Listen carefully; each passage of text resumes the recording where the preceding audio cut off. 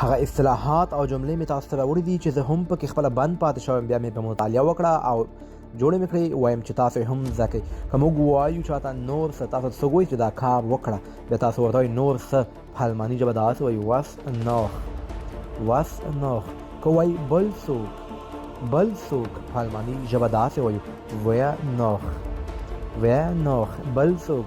دوستانو که موږ وایو چاته د کوم وخت څخه، دا پوښتنه ډېر زیات کېږي، وایي د کوم وخت څخه المان ته راغلی، د کوم وخت څخه کار کوي، نو دغه اصطلاح په الماني ژبه داسې وایي seit wann د کوم وخت څخه، له کله راهیسې.